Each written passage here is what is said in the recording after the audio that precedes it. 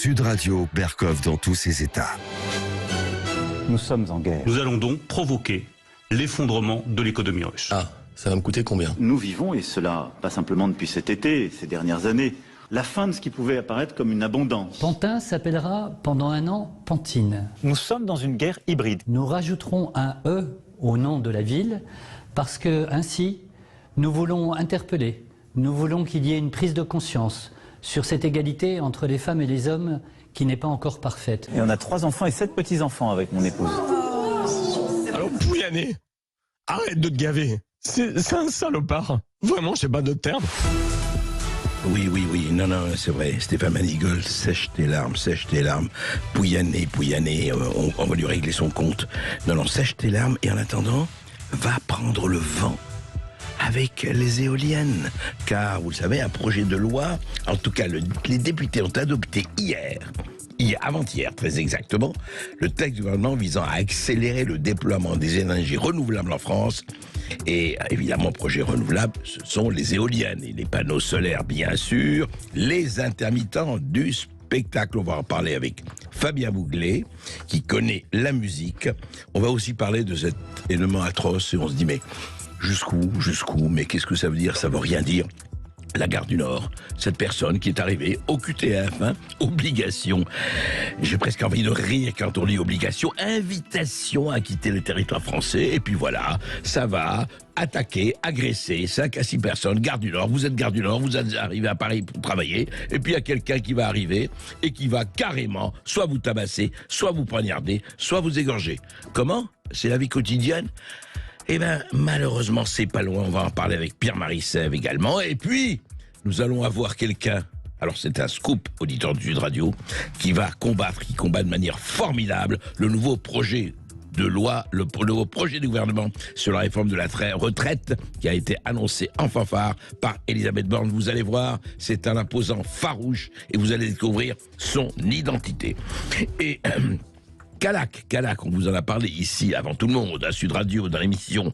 Eh bien, Calac, le projet des migrants ne tient pas. Le projet d'installer, de saupoudrer, excusez-moi, des migrants sur Calac ne tient pas. On va également en parler. Et nous recevrons, pour l'Antoine Martin, le clan des seigneurs, la caste d'État. Voilà, à tout de suite. Le fait du jour. Les moulins de mon cœur, et comme on aime les moulins de mon cœur. Il est d'autres moulins peut-être qui moulinent mais qu'on aime moins. Qu'on aime moins en tout cas, où on se pose beaucoup, à propos desquels on se pose beaucoup de questions, les éoliennes. Et puisque une loi a été votée hier, adoptée par les députés en première lecture par 286 voix contre 238, pas une forte majorité, appuyée déjà par le Sénat, donc c'est le projet de loi relatif à l'accélération de la production des énergies renouvelables, c'est-à-dire évidemment les panneaux solaires, le solaire et les éoliennes. Alors ils expliquent ce qu'ils vont faire, voilà, c'est la première loi en France dédiée aux énergies renouvelables, donc beaucoup se réjouissent de ça, représentants du secteur évidemment des éoliennes et autres. C'est la première fois que certains sujets sont mis en avant, la planification, la redistribution des fruits de la transition, etc., etc. Alors, d'abord ce projet de loi, Fabien Bouglet, vous avez écrit, je le rappelle, et on le sait, et on en a suffisamment parlé, et pas seulement nous, mais tout le monde, donc éolienne, la face noire de la transition écologique, aux éditions de Rocher, et puis nucléaire, les vérités cachées. Justement, tout ceci est au cœur de ce qui se passe aujourd'hui et de le problème des énergies. Mais revenons à cette loi. Que dit-elle en fait, si on synthétise, quels en sont les effets, quelles en sont l'action principale? Alors d'abord, ce qu'il faut préciser, que c'est André Berkov, c'est que c'est une loi d'exception. Une loi d'exception.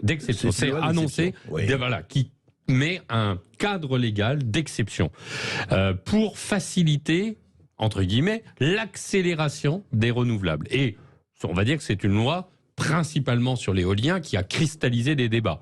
Pour le reste, il y a quand même un consensus sur les questions liées à l'environnement et aux renouvelables qui ne sont pas les éoliennes. Oui. Donc là-dessus, il n'y a pas eu de grand débat. Par contre, ce qui a cristallisé la loi, c'est les éoliennes. Pourquoi? Parce que cette loi prévoit la suppression des voies de recours, prévoit le fait que les tribunaux devront simplement... la suppression des voies de recours, c'est-à-dire que par exemple, quand vous avez un projet de parc éolien, eh bien les exploitants éoliens pourront défendre, les opposants aux éoliennes pourront aller au tribunal pour lutter contre ce parc, mais le tribunal ne pourra pas annuler la décision, il pourra simplement demander à l'exploitant de modifier ce qui ne va pas. Donc on ne peut pas annuler la décision. Non, voilà, on sera à peu près sûr que ce sera obtenu. Ce sera fait, oui. Il y a également là, il vient d'y avoir une décision du Conseil d'État sur l'impact des espèces protégées, justement, qui condamne un exploitant éolien, comme ça a été fait d'ailleurs aux États-Unis, au titre de l'atteinte aux espèces protégées, en l'occurrence des rapaces. Eh bien, la loi, dans son article 4, met la raison impérative majeure qui supplée toute action possible et qui supprime toute action possible au nom de la défense, de la protection. C'est d'ailleurs la raison pour laquelle la gauche et les écologistes et la NUPES ont fortement voté contre la loi, puisque vous pourrez constater que, outre les LR, le RN, il y a eu également beaucoup d'élus de gauche qui ont voté contre la loi, en particulier parce que le gouvernement est passé en force sur la question des espèces protégées. Oui, ça veut dire exactement que si, par exemple, j'argue du fait qu'il y a la biodiversité, on sait qu'elle est menacée de plus en plus dans le monde d'ailleurs, et qu'il y a des espèces protégées qui risquent d'être mises en danger par les éoliennes, par l'installation d'éoliennes, on ne peut plus utiliser. Le tribunal retoquera cette raison. Exactement, sur le fondement de la raison impérative majeure. D'accord. Et donc on crée une sorte de présomption irréfragable, comme on dit en droit, c'est-à-dire qui n'est même plus contestable, et qui d'ailleurs, c'est bien cette loi d'exception. Et puis il y a tout un arsenal, on ne va pas rentrer dans les détails, mais qui permettent d'accélérer ces installations d'éoliennes dont on se demande bien pour quelle raison. Parce qu'on nous dit on est en retard pour l'installation des renouvelables, mais nous ne sommes en retard de rien du tout. La France est le pays, et je le rappelle encore une fois, le plus vertueux en Europe pour ses émissions de gaz à effet de serre, avec cette année 100 grammes, parce qu'on a dû importer de l'électricité au charbon, 100 grammes par kilowattheure produit, là où l'Allemagne produit 500 grammes par kilowattheure produit. C'est l'Allemagne qui est en retard pour ses émissions de gaz à effet de serre. Et comme par hasard, l'Allemagne est le pays qui a le record d'éoliennes. C'est-à-dire que l'Europe, qui devrait... Je vous rappelle quand même que la France... L'Allemagne devrait donner l'exemple d'être la plus dépolluée du monde. Exactement. Ouais. Donc l'Allemagne a le record d'éoliennes et pour autant a le record d'émissions de gaz à effet de serre en Europe. Et la Commission européenne prévoit, parce qu'on est en retard dans nos éoliennes, de nous condamner à 500 millions d'euros pour notre retard en matière des renouvelables. Alors que la France est maillot jaune sur la dépollution, eh bien on va être obligé de payer 500 millions. Surtout que ce qu'on oublie de dire, c'est qu'en raison du mix électrique allemand, qui couplait les éoliennes quand elles ne fonctionnent pas avec du gaz et maintenant avec du charbon, eh bien, outre le fait que l'Allemagne émet des émissions de gaz à effet de serre, c'est que l'Allemagne pollue le ciel européen avec des fumées de charbon qui contiennent mercure, uranium, et dont et qui contribuent à la pollution de Paris, par exemple. Parce que rappelons-le, Fabien Bouglet, quand il n'y a pas de vent, eh bien, comment fonctionnent les éoliennes ? Eh bien, elles ne fonctionnent pas. Elles sont les intermittentes de spectacle, comme vous dites régulièrement. Gaz et charbon.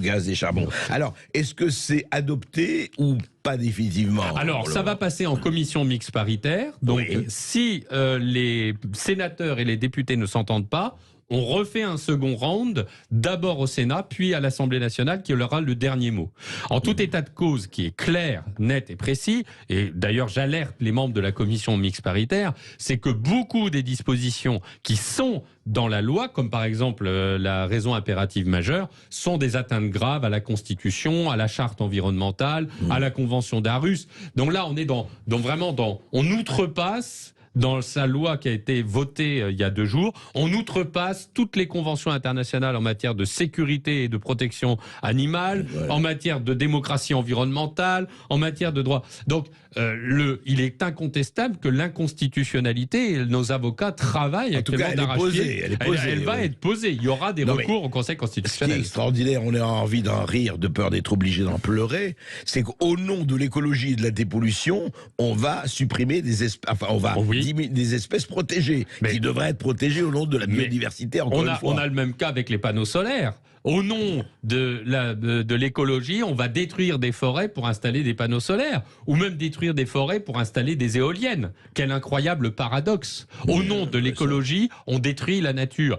Donc ce n'est pas de l'écologie. Et ce sont des pseudo-écologistes, c'est plutôt des pollueurs. Moi je l'ai dit il y a très longtemps au moment de la sortie de mon livre, l'éolienne est devenu le symbole de la pollution. Et on nous fait prendre des vessies pour des lanternes. Et c'est ça qui est extrêmement grave. Mais Fabien Bouglet, pour conclure, et on reparlera de ça avec vous, c'est que c'est intérieur. La France est devenue la première importatrice de gaz de schiste américain. Et on n'entend pas les écolos. Vous avez vu le silence assourdissant là-dessus des écologistes. Alors, on est devenu un pays importateur de gaz de schiste puisqu'on n'importe plus. Alors, nous, on n'avait pas besoin de beaucoup de gaz russe, à peu près 15%. Mais je voudrais souligner quand même une chose très très grave qui s'est passée actuellement. C'est que, il y a quelques jours, comme on a eu un redout climatique, comme tout le monde peut le constater, eh bien, on avait trop d'électricité. Et comme on avait trop d'électricité et qu'on a la priorité du réseau électrique, on a dû faire baisser la production électrique nucléaire dont on avait tant besoin 15 jours auparavant, pour laisser la possibilité aux exploitants éoliennes de vendre leur électricité qui est prioritaire dans le réseau à prix garanti de 91 € le mégawattheure. Mais il est prioritaire dans le réseau. Oui, il est prioritaire. Et le 1er janvier, André Berkoff, le prix d'exportation, alors là on était devenu exportateur, mais on exportait de l'électricité à 0 € le mégawattheure. C'est-à-dire que quand on était... Oui, ce sont les chiffres de RTE, de Ecomixte. Quand on est le mégawatt, le 1er janvier 2023, nous avons commencé symboliquement à exporter notre électricité excédentaire à 0 € le mégawattheure, là où nous importions à 300 € le mégawattheure quelques mois avant, au moment de la pénurie d'électricité. Nous sommes les Mozart de l'économie, Fabien Bouglet, ne l'oubliez jamais. Actuellement, le réseau et le système électrique français, c'est face tu perds, pile tu perds. Et je voudrais juste dénoncer un dernier point, parce que c'est une information très importante et un scoop que je vais donner là, c'est que je croyais que Fessenheim, benoîtement, avait été préservé. Et je le dis, ce qui s'est passé, en pleine crise énergétique il y a quelques mois, EDF a fait lessiver le réacteur nucléaire numéro 1 de Fessenheim, c'est-à-dire le rendant définitivement inutilisable. Fessenheim est mort. Réacteur 1 est mort. Et j'appelle au gouvernement, j'appelle Emmanuel Macron, ne lessivez pas le réacteur numéro 2 qui est encore en état de marche et qui, s'il est lessivé, sera définitivement perdu pour l'électricité française. Je trouve que cette information, dans le cadre de cette pénurie énergétique, dans le cadre de cette crise énergétique, alors que nous disposions d'un réacteur qui était réactivable, est quand même extrêmement grave. Merci Fabien Bouglet. Merci André Berkoff. C'est toujours intéressant de recevoir parce que vous avez toujours des informations et puis vous donnez le tableau. À bientôt. À bientôt André. Sud Radio André Berkoff. Berkoff dans tous ses états, ça balance pas mal sur Sud Radio. Eh bien écoutez, on ne sait plus vraiment, c'est vrai, à chaque fois je le dis, les mots, mais quel mot Gare du Nord, mercredi 11 janvier, 6h40, hier, en plein cœur de la Gare du Nord, 10e arrondissement de Paris. 6 personnes ont été blessées après avoir reçu un coup de poinçon, un coup de couteau, parmi lesquels 4 usagers et un policier de la police aux frontières. Le suspect, on connaît maintenant son nom, Mohamed Amin, qui a blessé 6 personnes. Il est inexpulsable de France. Alors qu'il aurait été effectivement sous le coup d'une obligation de quitter le territoire français, la fameuse OQTF qui est appliquée à 5% des cas, comme dans 5% des cas. Eh bien écoutez, Mohamed Amin, qui vient de blesser grièvement, encore une fois, 6 personnes qui n'avaient rien à voir, Gare du Nord, comme ça, coup de poinçon, eh bien il est inexpulsable de France. Même s'il représentait un danger, inexpulsable. Pourquoi ? Parce que son pays est en guerre. La Libye est un pays en guerre. Donc, Mohamed Amin, il faut le garder. Pierre Marisseff, bonjour. Bonjour André Berkoff. Pierre Marisseff, vous êtes directeur de l'Institut pour la justice. Et écoutez, ça devient, je ne sais pas moi, presque obscène de raconter comme si c'était quelque chose de quotidien, comme si, voilà, ça veut dire comme la météo, c'est-à-dire on va dire le temps qu'il fait, eh bien les morts qu'ils font. C'est quoi cette histoire? Et vous avez énuméré, d'ailleurs je le dis parce que vous avez énuméré, des villes justement, pas les grandes villes françaises, pas les métropoles, mais même les villes moyennes. Et vous avez cité 11 villes moyennes françaises, vraiment on l'aurait jamais pensé, je dis ça, Blois, Libourne, Alençon, Évreux, Avignon, bon, on savait les trafics et tout ça, Niort, Soissons et d'autres encore. Mais non. Et il y en a bien d'autres. Et il y en a bien d'autres, Pierre Marisset. Mais déjà ça, regardez, il y a tout. Voilà, ça recommence. Gare du Nord, hier matin, une OQTF, obligation de territoire français. Évidemment, ça devient une très mortelle plaisanterie. Et puis voilà, ça continue. Il est payé en guerre, c'est un Libyen. Donc, on fait quoi? Alors, il y a tout un tas de problèmes, vous en êtes plus qu'au courant, vous en parlez régulièrement dans votre émission. Simplement sur les attaques au couteau, moi j'ai immédiatement repensé à un chiffre qui fait partie des enquêtes de victimation. Tous les ans, l'INSEE fait une enquête auprès des Français pour leur demander quels sont les délits ou les crimes que vous avez subis. Et il y a quelques années, je dirais il y a 2 ans, il y a eu une enquête qui avait été menée sur les années 2015-2017 sur le nombre d'attaques à l'arme blanche. Vous savez combien on en a par an? On en a 44 000. Ça veut dire 44 000 par an, rien qu'à l'arme blanche d'attaque. C'est ça? Absolument. Ça veut dire 120 attaques à l'arme blanche tous les jours en France. Donc là, l'attaque de la gare du Nord, on en parle, mais ça s'est joué à peu de choses. Hein. Il n'y aurait pas eu un cri d'Allah Akbar, il n'y aurait pas eu la vidéo. Il est tout à fait possible qu'on en aurait très peu parlé. Et c'est normal, il y en a 120 tous les jours en France des attaques à l'arme blanche. C'est normal de pratiquement s'y habituer, mais c'est inacceptable. Il ne faut absolument pas s'y habituer. Donc il y a déjà cette chose-là, moi, qui m'a tout de suite interpellé. Après, sur cette affaire-là, alors il y a beaucoup de faillites de l'État français. On en parle régulièrement à l'Institut pour la justice. Là, en l'occurrence, il y a déjà la faillite de cette personne qui est entrée sur le territoire français. Déjà. Vous savez qu'en France, on a une faillite de l'immigration déjà à l'entrée, puisqu'il y a des gens qui ne devraient pas entrer, dont on ne sait même pas qu'ils entrent en France, premièrement. Deuxièmement, on a une faillite sur, là, tout le monde en parle, l'OQTF, l'expulsion de cette personne. Donc, ça fait déjà 2 faillites. Et puis, moi, je relève quand même une 3e faillite. C'est la faillite des services de l'État au cours de la présence de cette personne, puisque elle est connue défavorablement par la police. Donc, on n'a pas plus de détails sur son casier judiciaire, mais on sait qu'elle est connue défavorablement par la police, et on sait qu'elle est connue sous 5 alias différents, ce qui veut dire qu'elle a été au moins interpellée 5 fois. Ce qui veut dire qu'elle a certainement été coupable de certains faits au moins délictueux, voire criminels. Donc, c'est à nouveau une faillite, c'est la faillite je dirais pas de la police, je dirais plutôt la faillite de la justice. Quand la police interpelle des gens et qu'ils sont en liberté et qu'ils sont capables de commettre des attaques au couteau comme celle qui s'est passée hier, c'est une faillite de la justice une fois de plus. Donc voilà, on collectionne un peu les faillites. Oui, et non, mais ce qui est plus que scandaleux, enfin ce qui est franchement sidérant, c'est qu'on le dit, on le redit, effectivement, vous le dites avec des chiffres, on le redit ici et ailleurs, effectivement. Et alors qu'est-ce qui se passe? Eh bien rien. Rien. Ça recommence, on comptabilise. Alors, Gérald Darmanin se rend sur les lieux, avec Anne Hidalgo dans le cas de la gare du Nord. On est là, on ne dit plus jamais ça, on condamne très fermement, etc., etc. On ne dit pas que rien n'est fait. Bien sûr que la police travaille, bien sûr que un certain nombre de gens travaillent. Il ne faut pas non plus ne pas le dire. Enfin, on a l'impression que, voilà, qu'on attend le prochain et on va attendre avec les mêmes mantras, les mêmes constats, les mêmes chiffres. Mais jusque à quand? Jusque à quand? Et vous êtes directeur de l'Institut pour la justice. Mais elle est où la justice? Qu'est-ce qu'elle fait là-dessus? Absolument. Alors, la faillite de la justice, on pourrait en parler des heures et des heures. Ça fait depuis les années 70 que la justice ne fait plus son travail correctement. Il faut dire de plus qu'elle n'a pas les moyens de faire son travail. Mais effectivement, qu'est-ce qu'on fait? Moi, je vais vous dire, c'est ça qui m'énerve à l'Institut pour la justice. Nous, notre but, c'est de réformer la justice française pour qu'elle soit plus efficace. On est régulièrement content des annonces que que fait le gouvernement d'Emmanuel Macron, que font les gouvernements d'Emmanuel Macron. Oui, et puis ceux d'avant aussi, les prédécesseurs également. Ceux d'avant aussi. Ouais. Ils font des annonces qui sont parfois très positives. Je prends un seul exemple, les réductions de peine automatiques. Vous savez qu'en France, quand vous allez en prison, votre peine est automatiquement réduite tous les ans. Donc tous les ans, on va retirer 1 mois, 2 mois, 3 mois, 4 mois, 5 mois, jusqu'à 5 mois par an. Ça veut dire en gros la moitié de votre peine.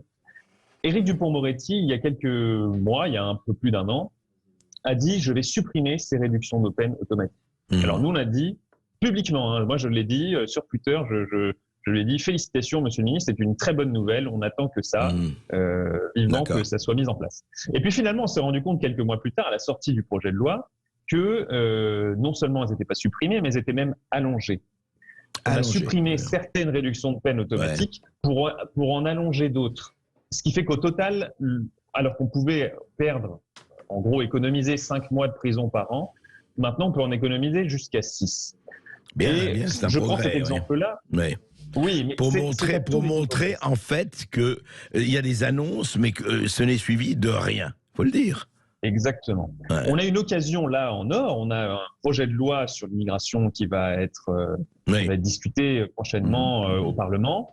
Moi, de ce que j'ai vu pour le moment, il n'y a rien qui me semble. Typiquement, il y a un sénateur LR qui s'appelle François-Noël Buffet qui a rendu un rapport que j'ai lu qui est très intéressant sur l'immigration.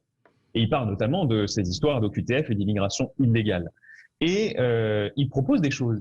Il a des solutions qui sont proposées. Moi, j'en ai vu aucune reprise dans ce projet de loi. Écoutez, il y a eu le rapport Aubin, il y a eu énormément de rapports. Il y a eu, vous le savez très très bien, ça fait des années qu'il y a des rapports. Le problème, c'est le courage et la volonté. Le problème, c'est pas l'électoralisme. Le problème, ce n'est pas de naviguer au doigt mouillé. Le problème, c'est de faire. Et faire, alors là, c'est une autre question. Merci Pierre-Marie Seb, on reparlera aussi de ces villes moyennes, de ce qui se passe dans les villes moyennes. À très vite. Avec grand plaisir. Et le programme est chargé aujourd'hui, puisqu'après on ira à Callac. On recevra Bernard Germain, porte-parole du comité d'organisation contre le projet Horizon à Callac, pour la fin du projet d'accueil des réfugiés. Et ensuite, le face-à-face avec Paul-Antoine Martin pour son livre Le Clan des Seigneurs, édition Max Milo. À tout de suite sur Sud Radio. Ici Sud Radio. Les Français parlent aux Français. Les carottes sont cuites. Les carottes sont cuites. Sud Radio Berkov dans tous ses états. Voyez, bonnes gens, la reine Elisabeth Borne nous a annoncé la loi des réformes, la réforme de la retraite, le grand projet du quinquennat. Et oui, ce sera 64 et peut-être 65 ans et plus si affinité, effectivement, c'est vers là. Mais vous allez voir, parce que Sud Radio, n'écoutant que son goût de l'information et de la recherche, a trouvé un opposant farouche à ce relèvement de l'âge de la retraite. Non, ce n'est pas un cégétiste, ce n'est pas un syndicaliste. Vous écoutez, et putain, écoutez, tout de suite. Sud Radio Berkov dans tous ses états. Les perles du jour. Alors, vous avez tous entendu, on en parle encore, on en parlera, il y aura les grèves, les syndicats sont vent debout, les partis de gauche aussi, mais comment faire entre retraite par répartition, si on veut la garder, si on veut éviter le spectre de la retraite par capitalisation, il faut faire quelque chose, donc allonger les cotisations, allonger l'âge de la retraite, allonger tout cela, c'est ce qu'a annoncé Elisabeth Borne, et voilà, mais il y a des opposants. Il y a des opposants farouches, de vrais opposants, avec des arguments. Mais qui s'est opposé? Eh bien, écoutez. Franchement, ce serait assez hypocrite de décaler l'âge légal. Je veux dire, quand aujourd'hui, on est peu qualifié, quand on vit dans une région qui est en difficulté industrielle, quand on est soi-même en difficulté, qu'on a une carrière fracturée, bon courage déjà pour arriver à 62 ans. C'est ça la réalité de notre pays. Alors on va dire non, il faut maintenant aller à 64 ans. Vous savez déjà plus comment faire après 55 ans. Les gens vous disent les emplois c'est plus bon pour vous. C'est ça la réalité. C'est le combat qu'on mène. On doit d'abord gagner ce combat avant d'aller expliquer aux gens, mes bons amis, travaillez plus longtemps. Mais formidable. Mais voilà, mais c'est le bon sens, c'est la rationalité, c'est le cartésianisme. Mais qui est cet homme politique? Où est-il? Pourquoi n'est-il pas aux affaires? Il a prononcé ces paroles quand même remarquable et inoubliable en avril 2019. Et qui c'est, mais vous l'avez reconnu, c'est Emmanuel Macron, qui parlait d'or. Mais comment on va parler de 64, 65 ans, on est encore... Mais qu'est-ce que ça veut dire? Écoutez, d'abord, améliorer le reste. Mais bravo Emmanuel Macron. Mais Emmanuel Macron, qu'est-ce qu'on attend pour mettre Emmanuel Macron au pouvoir? Ça suffit l'opposition, ça suffit. Quand on a des gens pareils, il faut qu'ils soient au pouvoir et pas rester, je veux dire, dans la marge. Ce n'est pas possible. Donc, auditeurs de Sud Radio, la prochaine fois, votez Emmanuel Macron, bien sûr. Et comme ça, vous éviterez la retraite à 64, 65, 66 ans et plus. Sud Radio Berkov dans tous ses états. De cette commune de Callac. Vous savez, il y avait un projet Horizon au village de Callac dans les Côtes d'Armor. Il était question d'accueillir plusieurs dizaines de familles d'immigrés dans le cadre du saupoudrage, ne pas rester uniquement dans les grandes villes pour les migrants, les envoyer un peu dans plusieurs centaines de villages de France et de Navarre. Et un certain nombre d'habitants de Callac, de citoyens de Callac, s'y étaient fermement opposés, mais le maire disait pas question, on va le faire, pas de référendum, on va le faire, on en avait parlé. Et puis là, on apprend hier, l'information a fuité, le projet d'accueil et de prise en charge des réfugiés Horizon à Callac est abandonné. Alors le maire a dit j'étais pour le projet, mais ce n'est plus tenable, voilà, trop de gens sont contre, il y a des manifestations, septembre, novembre, des tags ont été réalisés sur les bâtiments, donc j'assume les décisions d'arrêter, on met fin à notre collaboration de l'équipe municipale avec le fonds de dotation. Merci. Voilà. Eh bien, nous avions reçu à l'époque Bernard Germain, vous êtes porte-parole du comité d'organisation contre le projet à Callac, le projet Horizon. Alors Bernard Germain, vous avez gagné, vous êtes content? Oh bah écoutez, on pourrait être content à moins. Évidemment, avec tous les efforts que nous avons déployés, le fait que ce projet qui était véritablement symbolique, puisque c'était la première mise en œuvre de la politique que veut Emmanuel Macron, à savoir la transition démographique, que nous ayons gagné dans ce village symbolique, oui, évidemment, ça nous fait plaisir, et ça nous fait surtout plaisir pour les habitants de Callac et de sa région. Ouais. Et donc en fait la lutte paye, hein, parce que moi je me rappelle la dernière fois on s'était parlé, vous étiez à l'antenne et vous disiez oui, le maire refuse le référendum et je disais alors la partie est perdue et vous disiez on va continuer à combattre, mais vous étiez même légèrement dubitatif quand même. Ah non, je ne partage pas tout à fait votre point de vue. Je vous disais à l'époque, me semble-t-il, qu'on ne lâchera rien, on continuera le combat jusqu'au bout. Et on a mené ce combat en unissant tous les gens qui sont attachés à la défense de notre pays, de sa culture, de son identité. Tous ceux qui veulent empêcher les plans de M. Macron de se réaliser, nous l'avons fait dans la légalité, parce que je dis ça parce qu'il y a tout un tas de gens qui nous salissent en disant qu'on a mis des tags, on a envoyé des menaces de mort, etc. C'est absolument faux. Nous, on a mené un combat à la loyale, en regardant nos opposants bien en face et en leur disant on ne lâchera rien. Vous avez un comportement qui est inacceptable, notamment, comme vous l'avez rappelé, en refusant un référendum, parce que, comme disait le maire, 80% de la population est contre. Eh bien, au bout du compte, ils ont été obligés de lâcher, et on est très fiers de ce qu'on a fait, et s'il y a besoin, on recommencera. Si des fois le préfet des Côtes d'Armor se mettait dans l'idée de recommencer ce genre d'opération à Callac avec Villetaïs ou ailleurs d'ailleurs dans notre département, eh ben, nous serions de nouveau mobilisés. Ça, la persévérance paye, donc effectivement, et je vois très bien Bernard Germain, et vous n'êtes pas le seul, que vous ne lâcherez rien. Merci en tout cas de votre témoignage. Tout de suite, le face-à-face d'André Berkoff du jeudi 12 janvier, où il reçoit Paul-Antoine Martin et son livre Le Clan des Seigneurs pour une plongée au cœur de la noblesse d'État. Le 0826 300 300 pour participer à l'émission. A tout de suite sur Sud Radio. Sud Radio Berkov dans tous ses états. Le face-à-face. Le face-à-face du jeudi 12 janvier, André Berkoff reçoit Paul-Antoine Martin et son livre Le Clan des Seigneurs, édition Max Milo, pour une plongée au cœur de la noblesse d'État. 0826 300 300 pour participer à l'émission. Bonjour Paul-Antoine Martin. Bonjour. Alors, Paul-Antoine Martin, immersion dans la caste d'État. Donc vous êtes ingénieur en formation, vous avez été central Supélec, c'est bien ça. Fait, oui. Vous avez évolué dans l'environnement industriel, beaucoup de corps de la multinationale anglo-saxonne, vous le dites, à l'établissement public français. Et aujourd'hui, vous avez pris du recul et vous avez écrit ce livre. Et ce livre, effectivement, dit grosso modo ceci. En fait, ce ne sont pas les politiques qui gouvernent véritablement, c'est la caste. La caste qu'on a appelée effectivement la firme ou tout ce qu'on veut. Un certain nombre de gens qu'on appelle de la haute fonction publique, les hauts fonctionnaires qui sortent des grands corps de l'État. Alors, je voudrais qu'on explique cette notion de corps parce que on en parle beaucoup. Est-ce que c'est de l'ENA, la fameuse École nationale d'administration qu'on a essayé de supprimer, mais qu'on ne supprimera jamais complètement, qui envoie vers la Cour des comptes, Conseil d'État, Inspection des finances, et puis il y a XPON, voilà, Polytechnique, etc. Essayez de nous dire en fait de qui vous parlez très exactement, Paul-Antoine Martin. Alors, je parle de ces très hauts fonctionnaires qui occupent quasiment toutes les hautes places de la haute fonction publique et qui finalement ont le pouvoir. Qui occupent quasi totalement, on peut dire. Quasi totalement. Totalement. Quasi totalement. Et je vais aller un peu plus loin ensuite pour parler de ce Yalta des corps que j'évoque dans le livre et qui est tout à fait édifiant. Alors, quels sont ces hommes? Ils font partie, pour simplifier, de 3 grands corps d'État, c'est-à-dire toutes les personnes, tous les étudiants qui sortent de l'ENA. Oui.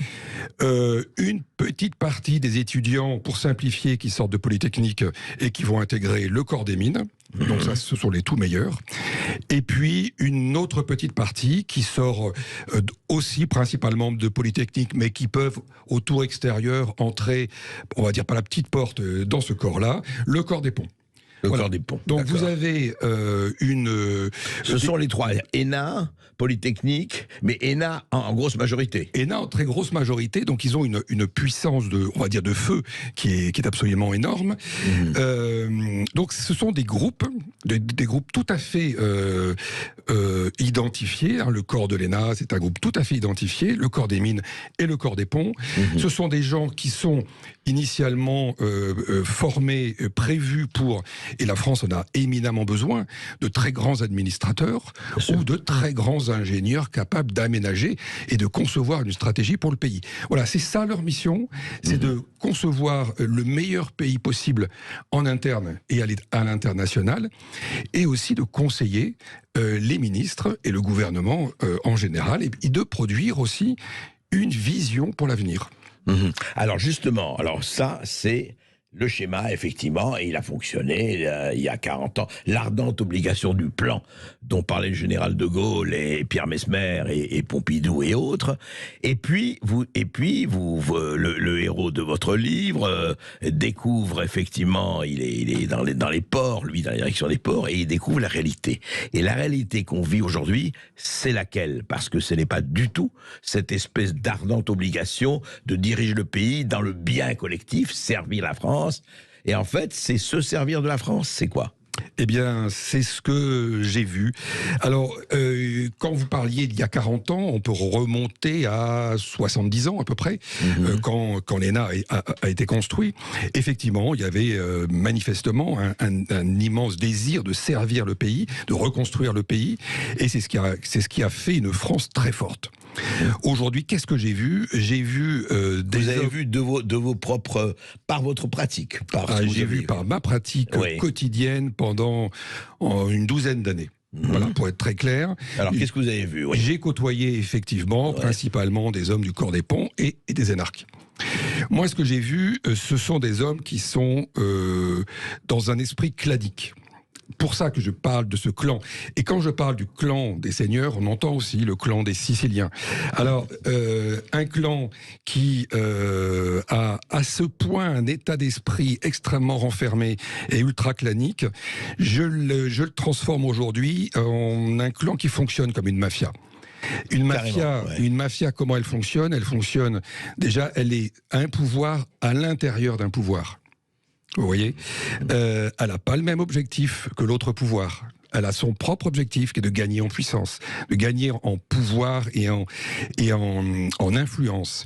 Donc ce sont des gens... L'objectif, c'est donc avoir encore plus de pouvoir, encore plus d'influence. Encore plus de pouvoir, encore plus d'influence en plaçant les hommes de son clan. Donc on va dire qu'il y a 3 clans, les 3 grands corps représentent ces 3 clans. ENA, Polytechnique, Pont. Exactement, oui. Pour placer des hommes au bon poste et que finalement le clan va gagner encore en puissance. Et des hommes fidèles, qui leur sont fidèles. Enfin... Et les hommes sont de toute façon fidèles, puisque ça marche en un pour tous, tous pour un, cette grande devise de D'Artagnan, et c'est comme ça que ça fonctionne. C'est-à-dire que le corps va les protéger, et eux vont faire en sorte de faire rayonner le corps encore plus loin. Et donc, pour poursuivre l'allégorie de la mafia, vous avez donc une hiérarchie interne, tout un jeu de séduction, de hiérarchie N-1 à hiérarchie supérieure, jusqu'au parrain. Et effectivement, chaque corps a, on va l'appeler parrain, qui est un homme finalement super puissant, qui est celui qui va placer ou autoriser le placement d'un tel ou un tel. Est-ce que c'est déjà au niveau du ministre, ça, ou pas du tout ? Au niveau du chef de cab, etc. Le parrain, disons, enfin, ce qu'on appelle les parrains. On peut considérer que le parrain, il a un rôle et une puissance comparable à un ministre. Mais il est invisible. Il est invisible. Ouais. Il est non connu. C'est un homme absolument non connu qui est issu du corps lui-même, qui connaît parfaitement tous les rouages, toutes les articulations avec le pouvoir. Donc ce sont des hommes parfaitement au fait du sujet. Et tous ces très hauts fonctionnaires ne sont pas visibles de la population. Ouais. Ils ne On ne les connaît pas, inconnus. Ils ne passent pas à la télévision, à la radio ou dans les journaux. Et ils ne sont pas élus. Et ils ne sont pas élus, bien sûr. Oui. Donc ce sont des hommes invisibles qui détiennent en fait la quasi-totalité du pouvoir administratif. Moi j'ai vu, en côtoyant les ports, que les hommes du corps des ponts avaient à peu près toutes les places exécutives du cabinet du ministre jusqu'aux dirigeants d'établissements publics. Ah ouais. En passant par tous les services intermédiaires donc de l'administration. Et chose merveilleuse, bon, c'est ironique, ils sont aussi dans les organes de contrôle de ces ports et de l'administration. Donc ils contrôlent leur propre père, PARS. Voilà, chacun se centre-contrôle. Ouais. L'audité d'un jour peut devenir l'auditeur du lendemain, ce qui finalement renforce fortement la fraternité. Oui, bien sûr, parce que je te tiens, tu me tiens par la barbichette. Et oui, et tout le monde a envie d'être gentil avec son prochain. Oui, bien sûr, parce qu'il peut monter pendant que je descends et vice-versa. Il peut toujours m'aider un jour. Oui. Voilà, c'est comme ça que ça fonctionne, c'est comme ça que je l'ai vu. Et dans le livre, je donne un exemple d'un homme que j'ai connu, qui, tous les matins, observait le journal officiel pour savoir qui était nommé. Et il se dépêchait d'aller envoyer un petit mot. Il voit un petit mot, oui, de félicitations. De félicitations. Et autre chose qui est dans votre livre que j'ai beaucoup aimé, parce que c'est vraiment l'actualité, racontez un peu ce que dit quelqu'un à propos de la réforme des retraites. Oui, il dit, mais de quoi vous me parlez avec cette réforme des retraites? C'était l'une des précédentes réformes, réformes des retraites. Donc, je suis avec cette personne du corps des ponts, et effectivement, c'est l'embrasement dans le pays, et cette personne-là voulait aller à Paris pour voir un match. Et il fulmine de colère parce qu'il allait avoir du mal à avoir un train ou ensuite, et il fulminait contre ces grévistes. Et il fulminait contre ces grévistes qui manifestaient contre la grève. Et on lui demande, mais toi, ça te concerne aussi? Et là, grand éclat de rire, non, moi ça me concerne pas. On voit en fait que... Alors ça me concerne pas, pourquoi? Expliquez. Ça me concerne pas parce que moi, quand j'ai fait mes études, toutes mes années d'études sont comptées comme des années pour la retraite, et finalement, je partirai avant les autres. Donc pour ces hauts fonctionnaires, les années d'études comptent dans les années de travail? Totalement. C'est ça, totalement, intégralement. Totalement. Et autre chose que vous racontez aussi, que vous rappelez, on le sait, mais il ira encore mieux en le disant, c'est que la garantie et la sécurité sont totales. Alors, c'est là le plus grand privilège de ces gens. Une caste, c'est un groupe d'hommes qui se caractérise par ses privilèges exorbitants et un regard, comment dire, hautain, arrogant vis-à-vis de tous ceux qui sont en dehors de la caste. C'est ce que j'ai vu. Mais alors, on vous le fait comprendre par des petits gestes, par des petites manifestations, mais vous le voyez aussi par cette totale impunité qu'ils vivent. Alors, la totale impunité fait que, déjà, ils ne risquent rien, peut-être un léger ralentissement de carrière, des fois. Mais ils finissent... Mais pas être viré, c'est impossible. C'est impossible. C'est impossible. J'ai vu des choses où vous... Par exemple, vous voyez un haut fonctionnaire qui pilote un outil économique majeur pour le pays. En 5 ans, il lui fait perdre 30% de l'activité par des décisions, mais totalement délirantes, par un autisme intellectuel qui est très impressionnant. Un Premier ministre de très grande carrure français essaie de le déloger de la place parce qu'il fait beaucoup de mal à la région. Eh bien, il n'y arrive pas. Il n'y arrive pas. Même le Premier ministre n'y arrive pas. Alors, c'était pas un Premier ministre en exercice. Mais un ex-Premier ministre, mais un charisme et un réseau phénoménal. Il n'y arrive pas. Et cet homme-là, donc le haut fonctionnaire en question, est allé jusqu'au bout de son mandat. On l'a fait partir plus ou moins par la petite porte, mais il a retrouvé immédiatement un poste de haut niveau dans la foulée, avec après avoir pris des décisions débiles, après avoir fait perdre je ne sais combien de millions d'argent public, etc. Mais lui, il n'a rien perdu. Et ces gens-là, quand ils vont effectivement dans une situation comme ça, il ne va pas perdre 1 euro sur son salaire, c'est impossible. Il ne peut pas rétrograder. On ne peut pas rétrograder, donc il peut faire que mieux. Donc c'est pour ça que je dis qu'ils ne peuvent perdre finalement un petit retard de carrière. Ou une petite Légion d'honneur, et encore. Et encore. C'est très intéressant. On va continuer à parler. C'est passionnant et en même temps assez sidérant, on peut le dire, angoissant. Tout de suite après cette petite pause. Oui, et vous avez la parole, chers auditeurs. Vous nous appelez au 0826 300 300 pour participer à la discussion. À tout de suite sur Sud Radio. Ici Sud Radio. Les Français parlent au français. Les carottes sont cuites. Les carottes sont cuites.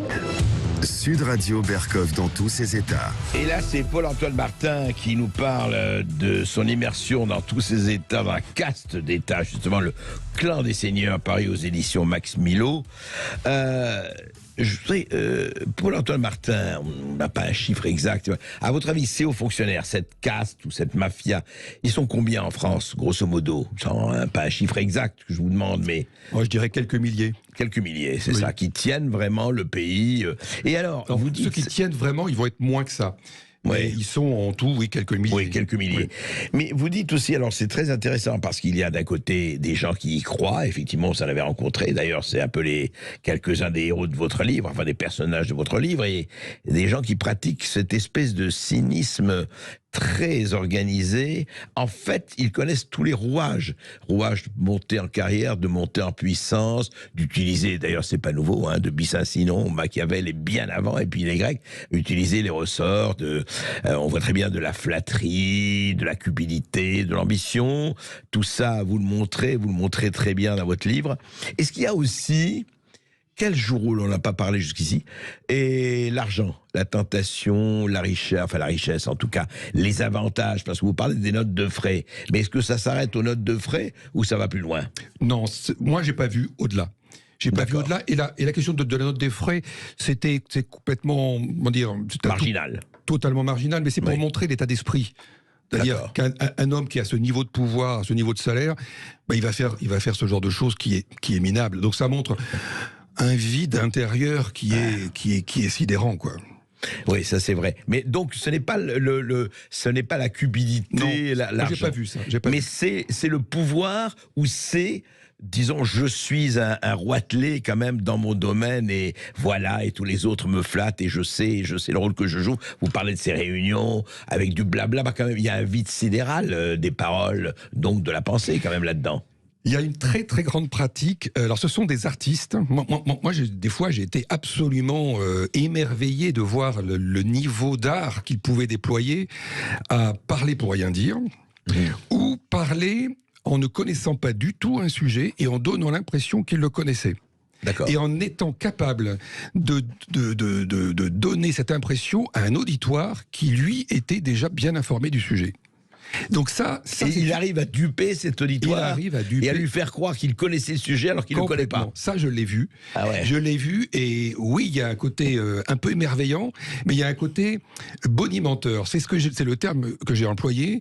Il y a un côté tartuffe, imposteur, qui est très grave, parce que ça montre une incapacité, à la conviction, ça montre une capacité eux ils appellent ça la souplesse, l'habileté, c'est-à-dire la souplesse d'échine aussi, oui.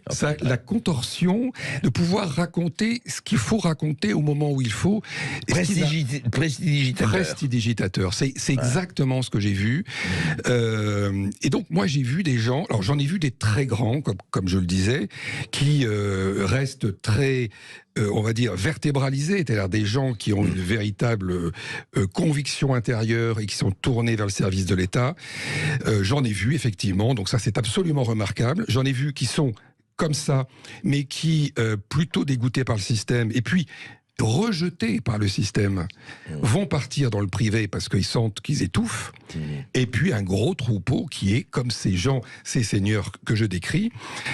Voilà, donc Alors ce gros troupeau ne pense qu'à une chose, c'est ouvrir le parapluie pour avancer, pour essayer de garder sa place, en tout cas pour le moins. Alors oui, ces gens-là ont une capacité, extrêmement développée à utiliser le réseau et à soit déjà ne pas écrire, parce que la grande crainte de tous ces gens, c'est de laisser une trace, qu'à un moment donné, on puisse le leur reprocher. Il y a une note que vous avez écrite là, ou un mail, ou un SMS, etc. C'est ça. Et alors donc... Alors ils sont obligés quand même d'écrire ou de téléphoner ou d'envoyer des messages. Toute l'habileté, c'est de pouvoir écrire des phrases qui peuvent avoir plusieurs sens, vous voyez. Donc c'est ça la grande habileté de ces gens. Il y a ça, et puis j'ai trouvé un côté artiste absolument mais époustouflant dans la capacité à comprendre et à avancer dans tous les rouages administratifs. En fait, le vrai job, il est là. Le vrai job, il est là, et parce que l'administration, manifestement, ultra compliquée, et il faut avoir cette capacité de hauteur de vue, non pas en stratégie, mais en circuit administratif. Donc le problème n'est pas ce qu'il faut faire dans tel ou tel domaine en France pour avancer, pour combattre, mettons, le chômage, la désindustrialisation, ceci ou cela, ça, on s'en fout, enfin, un certain nombre de gens s'en foutent, c'est comment garder ou avancer dans sa carrière. Ah oui, c'est ça. Oui, comment se protéger, comment avoir le bon réseau qui permet de se protéger, comment connaître le bon relais qui permet d'accéder au ministre, etc. Comment avoir le bon copain dans le cabinet du ministre au cas où j'ai un problème, il viendra étouffer une affaire. Voilà, et ça je l'ai vu. Vous voyez, c'est comme ça que ça fonctionne. Et en fait, cet univers, évidemment, c'est intéressant parce que on pourrait enquêter là-dessus, mais il n'apparaît pas à la surface médiatique. Alors du matin au soir, on parle de beaucoup de choses, mais pas de ça, mais pas de cette caste. Oh, le cœur du sujet, il est là. La plaie, elle est là. Ce qui détruit notre pays est là.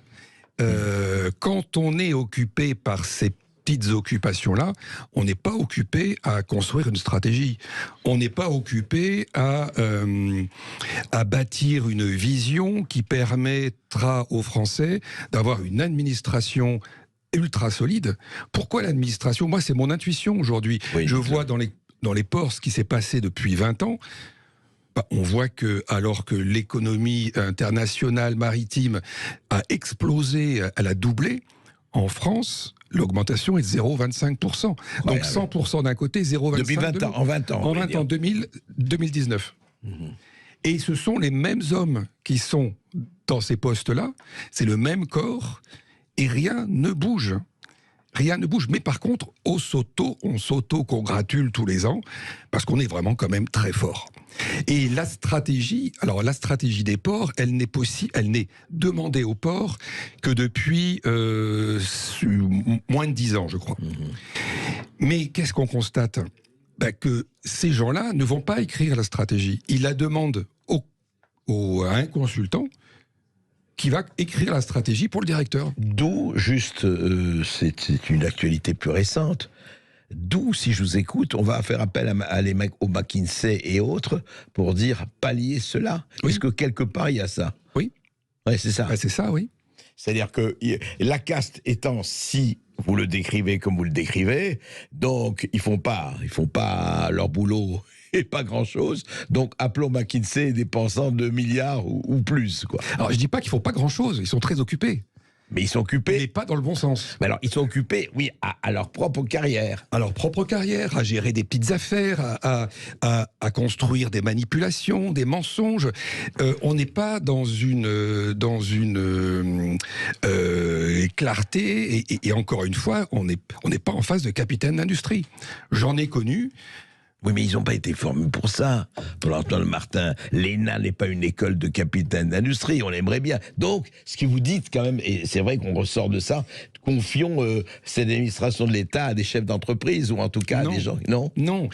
En 1946, l'ENA a été construit d'une certaine façon. Il y avait un principe moi, je me suis intéressé à ça, à comment Michel Debré a posé les fondations de l'ENA. Oui. Et ces fondations ont été écrites auparavant par Jean Zay. Elles ont été pensées par Jean Zay, un homme absolument remarquable, qui a pu transférer au général de Gaulle donc ces idées, qui les a ensuite transmises à Michel Debré, qui les a mises en pratique. L'idée, c'était quoi? C'est effectivement avoir des gens de haute capacité intellectuelle, parce que gérer la complexité, c'est pas donné à tout le monde. Bien sûr. Et la très grande complexité, il nous faut des gens intellectuellement très capables. Mais c'est aussi avoir une expérience de vie, une vraie expérience de vie. Et quand Jean Zay a réfléchi, a essayé de comprendre pourquoi la haute administration, en un coup, était passée du Front populaire au maréchal Pétain, qu'est-ce qui s'est passé? Quels sont ces hommes? Donc, il a essayé de réfléchir et il s'est dit, il faut des gens qui croient en la France. Si on n'a pas de gens qui croient en la France, si on n'a pas de gens qui ont vécu ce que qui ont le sens du bien public. Et le sens du bien public, donc il demandait à ce qu'il y ait dans l'expérience de chacun, donc c'était à l'époque, en 1946, une expérience difficile, une expérience de vie très dure, dont un passage dans les camps, un passage dans les... En tout cas, avoir vécu. Et avoir forgé un homme, et non pas être sorti d'une école, ne savoir rien faire et devenir tout d'un coup un grand Manitou pour la France. C'est-à-dire qu'en fait, il faudrait quand même être passé par des fronts de combat et pas seulement par des couveuses. Bien sûr. C'est tout le problème. Bon, aujourd'hui, on est dans les couveuses. On va en parler avec nos auditeurs, Lucien. Oui, je pense qu'on en a. On se retrouve après une courte page de pub, et après la pub, on retrouve Philippe de Chalon-sur-Saône, et vous continuez de nous appeler au 0826 300 300 pour participer à la discussion. À tout de suite sur Sud Radio. Sud Radio Berkov dans tous ses états. Ici Sud Radio. Les Français parlent au français. Je n'aime pas la blanquette de veau. Je n'aime pas la blanquette de veau. Sud Radio Berkov dans tous ses états. 13h45 sur Sud Radio. Vous avez la parole, chers auditeurs, sur Sud Radio. Vous nous appelez au 0826 300 300 et on accueille tout de suite Philippe de Chalon-sur-Saône. Bonjour Philippe. Oui, bonjour Philippe. Oui, bonjour André. Alors excusez-moi, j'ai pris votre émission en cours, je n'ai pas le nom de votre invité. Mais tout ça pour vous dire que j'ai lu un livre, alors en tout respect à l'invité que vous recevez, j'ai lu un livre qui s'intitulait « Les Français au service de l'étranger ». En fin de compte, il expliquait exactement la chose suivante. Ce sont effectivement des grands corps d'État, alors les ponts, l'ENA, les centraliens, les polytechniciens, nos généraux, qui en fin de compte, en fin de mandat, ou alors dans différentes occasions, partaient dans le privé. Alors, vous parlez de cabinet de consultants, c'est le cas de Jean-Pierre Raffarin, qui est très connu avec nos amis chinois, le cas d'Édouard Philippe et de nos généraux qu'on retrouvait dans des cabinets privés. Et la cerise sur le gâteau, vous le savez André, c'est que c'est nous, contribuables, qui payons le cursus de ces gens-là, de nos impôts, avec un retour sur investissement, je dirais, qui pose un sérieux problème, à la fois de déontologie et puis de compétences. Puisqu'il y a de la compétence partout, on le saurait. On est en recherche d'hommes d'État. Le général en était un, Pompidou en était un. Je crois qu'on a encore un grand chemin à faire. Il faut chercher. Moi, ce que je voulais dire, c'est ça. D'accord.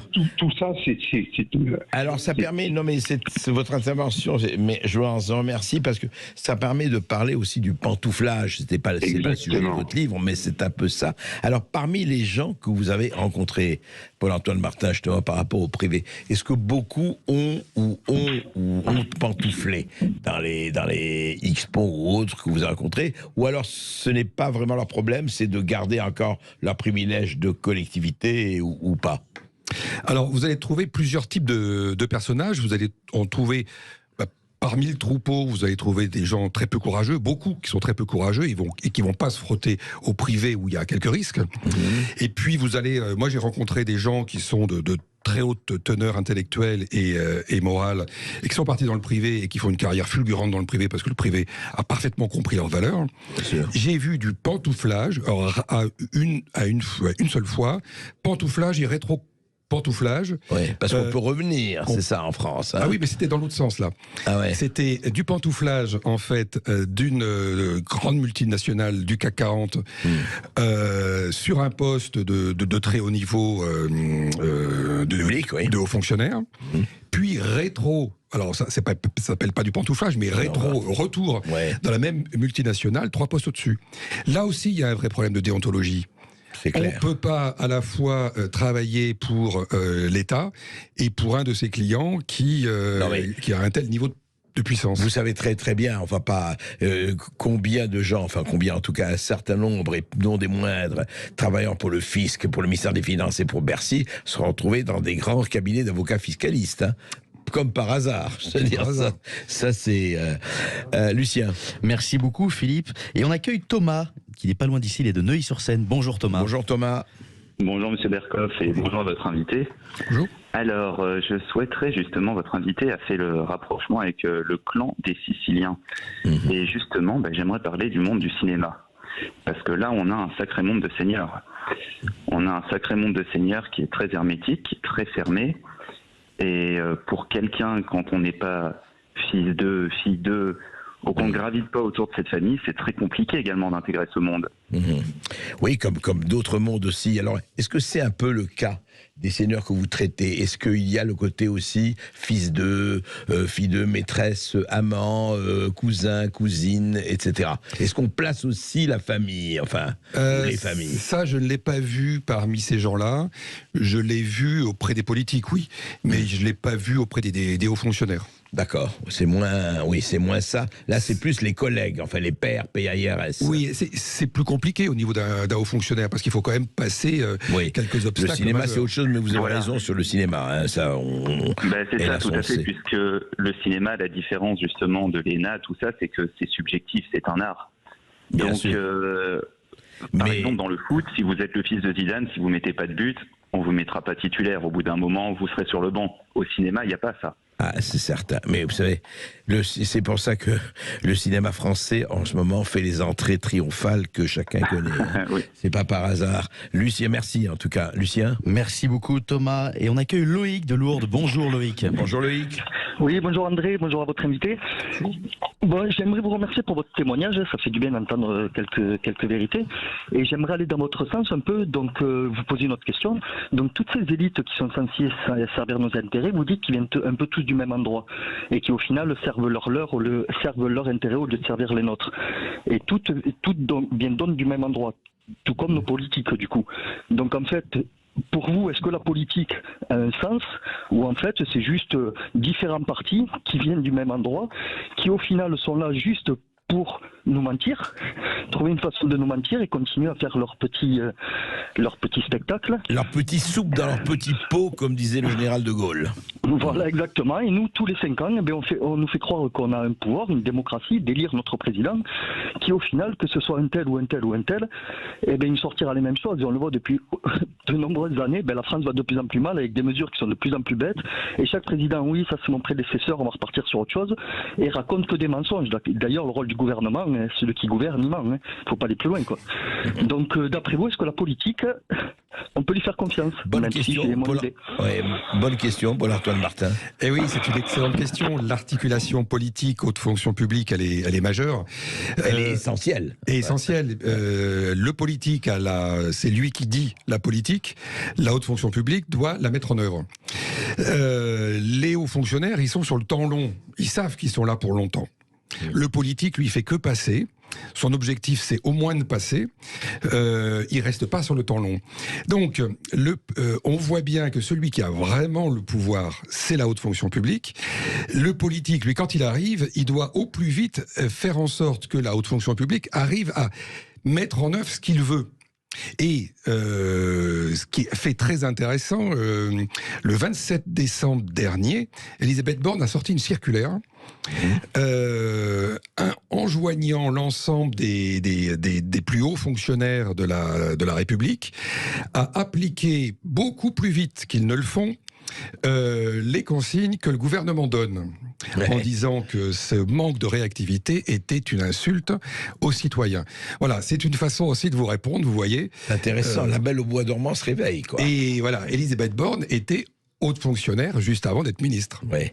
Alors, mais juste un mot à ce point de vue-là, parce que faut quand même poser la question. On voit ça, on constate, etc. Mais alors, Paul-Antoine Martin, je vous le dis, vous les avez côtoyés, vous savez, vous êtes ingénieur. Il faut faire quoi? La révolution? Je veux dire, comment? Si on ne peut pas bouger ce grand corps, ce blob, ou ce grand corps jaillit de ces grands corps, on fait quoi? Alors, on attend que ça passe et puis on verra un peu si l'iceberg va rater le Titanic?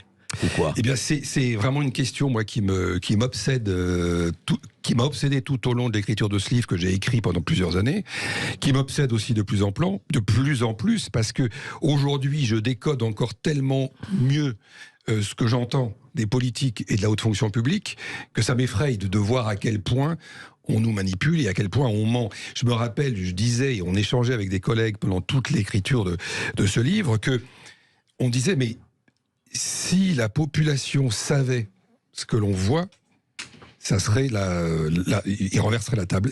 C'est insupportable. Et je crois aujourd'hui qu'on est dans un état pré-révolutionnaire, une situation pré-insurrectionnelle. Et je crois que les gilets jaunes ont été une sorte de secousse préalable. Vous pensez qu'il pourrait y avoir des secousses beaucoup plus grandes? Je vois pas comment ça peut continuer. Sauf, et c'est ce qu'on commence à voir, sauf si le système devient de plus en plus répressif, de plus en plus manipulateur par une surveillance de masse. C'est peut-être ce qui est devant nous. Peut-être un autre appel. Merci beaucoup, Loïc. Et rapidement, on a le temps de recevoir Marie-Hélène de Perpignan. Bonjour Marie-Hélène. Bonjour Marie-Hélène. Bonjour à vous deux. Pardonnez-moi, je vais essayer d'être rapide. Donc, suite au début de votre intervention, j'ai regardé un peu parce que ça m'a tout de suite évoqué des gens comme Attali, comme Alain Minc, qui ont effectivement fait les mêmes études et donc sont un petit peu les porte-paroles pour placer un tel ou un tel à tel ou tel endroit. Je me demandais par rapport à ça, moi j'ai tendance un petit peu à penser à chaque fois que quelqu'un débarque comme ça, un peu le nouveau, qui va sauver tout le monde, je m'attends au pire puisqu'on a aussi les mêmes en entreprise, il ne faut pas rêver. Ce sont souvent de grands lécheurs, de grands faux culs, rarement avec une idée, puisqu'il ne faut pas quand même émettre des idées qui pourraient être mauvaises. Le cocotier. Donc, ouais. Oui. Donc j'ai un petit peu de mal et effectivement la difficulté c'est que et je voulais aussi vous parler d'autre chose. Non mais finissez là-dessus parce que malheureusement on est en fin d'émission, Marie. Alors dites-moi. C'est dommage. Mais donc les young leaders, c'est quand même des gens qui vont voir des gens à l'étranger. Et comme je trouve qu'on est en train d'être bradé, notamment au niveau des grandes entreprises, à des secteurs particuliers, et donc et avec un capitalisme à tout va, je ne sais pas. Vous en pensez quoi? Moi, ce que j'en pense, c'est que quand vous êtes dans cet état d'esprit de haute fonction publique, c'est extrêmement simple d'être ultra-libéral. C'est extrêmement simple, puisque vous ne savez pas du tout la vie que mène la population. Puis de toute façon, vous avez un privilège qui est colossal, qui est l'impunité et la carrière absolue. Et la garantie de l'emploi. Garantie de l'emploi, mais mieux la garantie de la super carrière. Ouais. Donc, c'est très facile effectivement d'être ultralibéral, et c'est ce qu'on voit de plus en plus.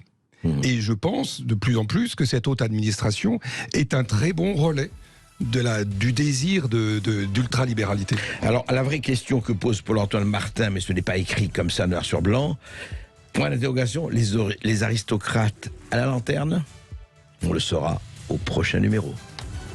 C'était le face-à-face du jeudi 12 janvier avec Paul-Antoine Martin, auteur du Clan des Seigneurs, édition Max Milo. Merci de votre fidélité, chers auditeurs, et tout de suite l'émission de Brigitte Lahaye.